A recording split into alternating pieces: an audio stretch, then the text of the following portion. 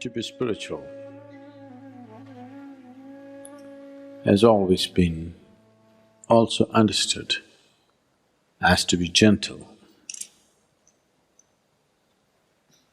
And unfortunately, to be gentle has always been misunderstood and misinterpreted as to be soft or to be weak.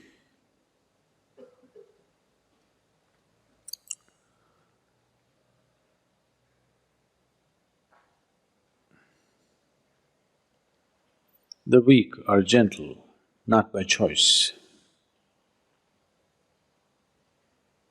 because they're incapable of making a strong imprint, they're gentle.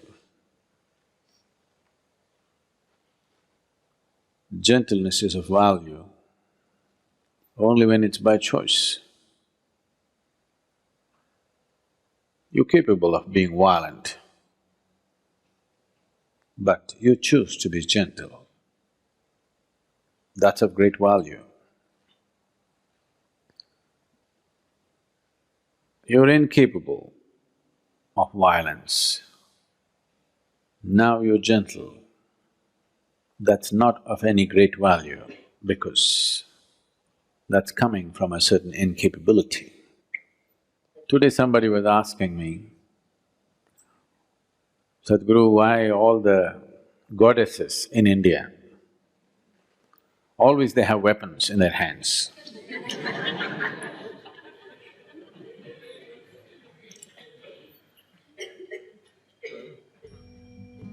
Why our Bhairavi, though she has eyes,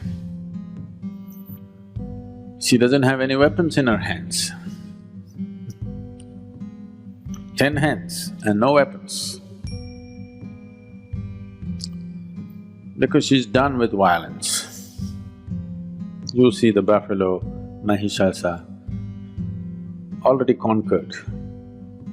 So what needs to be treated brutally has been done. The beast has been killed. Now there is no need for weapons, so all hands free. So to bring yourself to this state, intense, not in a violent manner, intense, she's intense in victory,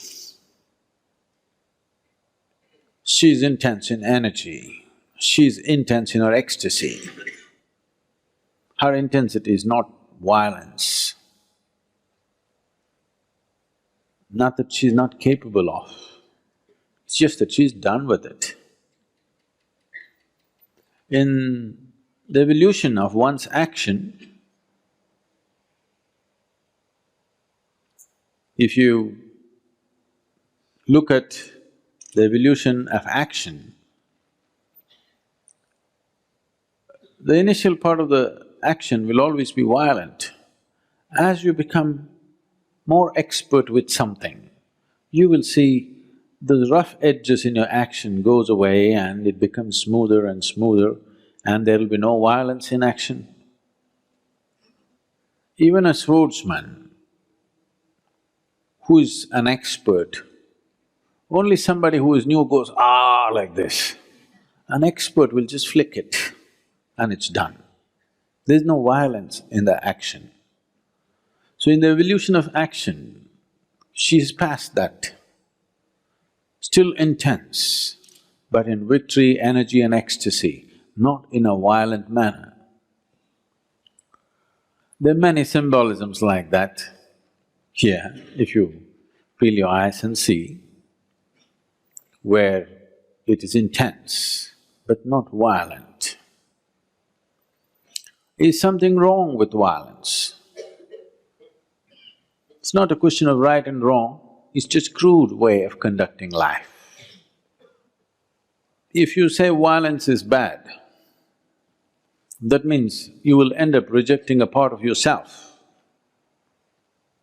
and you can never get rid of it because it'll not go. It'll come out in so many ways. People who are very peaceful on the street, violent at home, if they are not capable of physical violence, they're verbally violent, they're violent in their thought and emotion in so many ways. So rejecting violence is not going to work. Evolving violence into a more sophisticated action. The need is not for violence, the need is for intensity. The need for that intensity is always there in every human being. If you do not refine that need for intensity and manage to experience that intensity by simply sitting in meditativeness or in devotion or in love or in simply pure action, if you do not find refinement and still find intensity, violence will erupt from you in so many different ways. You may not have the courage to get into a physical fight, but it will happen in so many different ways and life turns ugly. It will enter every sphere of your life and the way you take things and keep things, you will know whether you're gentle or violent, you know. There's a very beautiful incident which happened. I must have told you a few times. Swami Vivekananda, all of you heard of Swami Vivekananda? After his guru Ramakrishna attained samadhi, he wanted to take his master's message to the West. So, he wants to go and do this, but he wants to seek the permission of Sharada Devi, who was Ramakrishna's wife. He went to see her and she was busy cooking in the kitchen. When he went and said this, she was focused on what she was doing without looking up, she listened to him. He said, I want to go to the Western world and spread the message of my master. Shall I go? So without looking up from the chores that she was doing, she said, Naren, can you give me that knife? So he picked up the knife and gave it. He's a certain kind of person, so he gave it in a certain way. Not like that, he gave it in a certain way. She took the knife and kept it aside and she said, you may go. Then he noticed this and he said, why did you ask for the knife? You have no vegetables to cut, everything is already on the pot, already in the pot, on the boil. Why did you ask for the knife? There was no need for the knife, why did you ask for it? She said, I wanted to see how you will give the knife. You may go and spread the master's message. So this is where gentleness is. Not because somebody is watching, not because you're under scrutiny, just the way you move, how you step on the planet, how you breathe, how you sit, how you stand, how you look at other people. This is where you have to refine your action. Now I'm not talking to you about mindfulness, no, being mindful of everything, no. I'm talking about refining your physical action, your verbal action.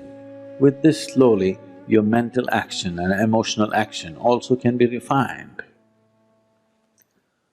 To just move your hands and legs in a more gentle manner. This refinement can happen either because you become meditative or you consciously refine it so that you move towards meditativeness. It's good to start from both the ends. If you want to reach a destination, it's good to start from every possible end so that you get there quick enough. If you want to burn a candle quick, you burn it from both ends, isn't it? You burn it from only one end, it may take a lifetime. You want to enjoy at least half a lifetime of meditativeness, you must burn it from both ends. So you may be practicing meditation, but also consciously refining your physical action. The way you move your hands, the way you move your body, the way you move your breath, your words.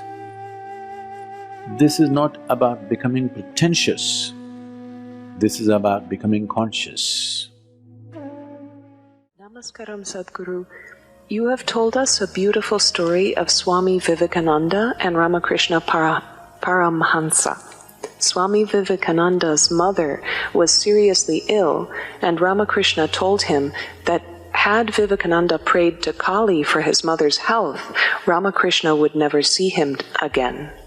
Sadhguru, what is so wrong about praying for one's mother's health that a guru would never see his disciple again? Now you're exposing how horrible the gurus are.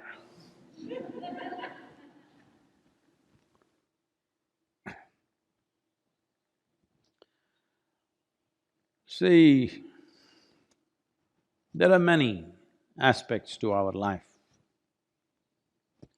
Of these many aspects, a guru means… I know that word guru is being used loosely today, management guru, marketing guru and whatever. We are not using the word in that context. When we say a guru, we are talking about someone who is committed to the ultimate nature of who you are. Well, Ramakrishna saying what he said, he wouldn't have said it to all the other hundreds of devotees who are hanging around.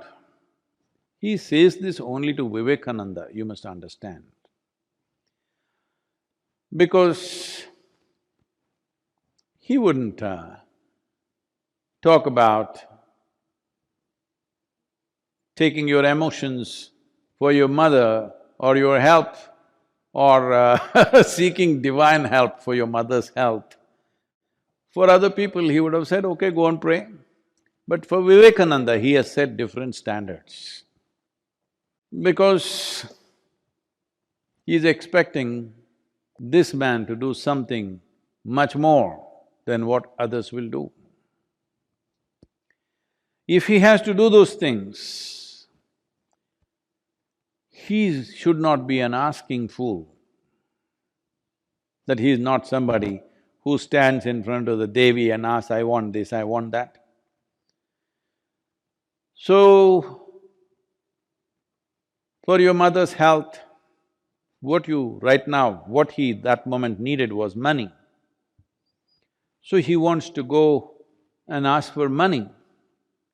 If money doesn't work, what's the next thing? You ask for a miracle. If miracle doesn't work, what is the next thing? You will ask him to raise the dead. Well, Ramakrishna knows the progression of human mind. Initially, you will say, my mother should be healthy, but she fell ill. Then you will say, I should have the money to get her treated. It didn't work. Then you want a miracle. Simply like that, she became well. Didn't work, she died. Then you want to raise the dead. So Ramakrishna, in one moment, he's seeing through this nature. And above all, he is looking at… he's preparing Vivekananda to be his instrument. And he wants a fine instrument, not a crusty one. So, preparing his instrument, is it more important than Vivekananda's mother? This is not one against the other.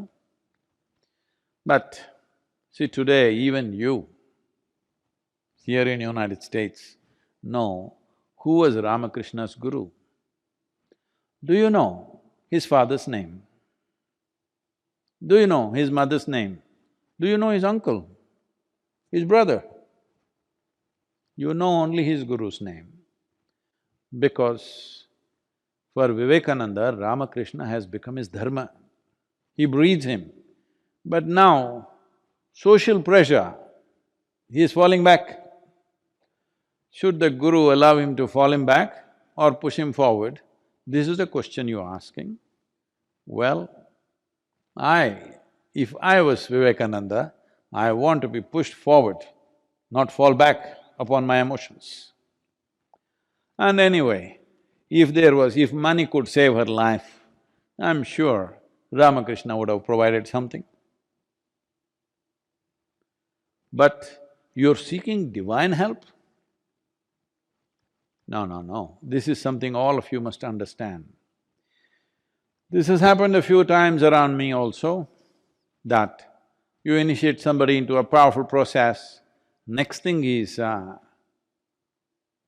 want to help their mother or their uncle or their close cousin, little. They want to make him pass examination because the fool has not studied properly. Or they want him to get a lottery. Or they want him to miraculously sit up in the bed where he is dying. The moment they do that, they will shatter everything within themselves.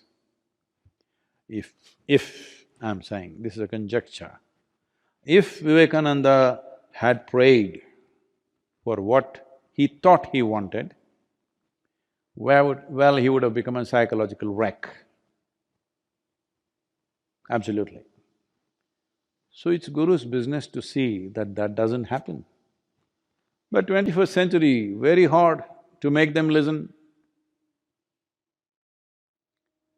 Vivekananda, 20th century, 19th. 19th century only there was so much trouble. You can imagine my troubles.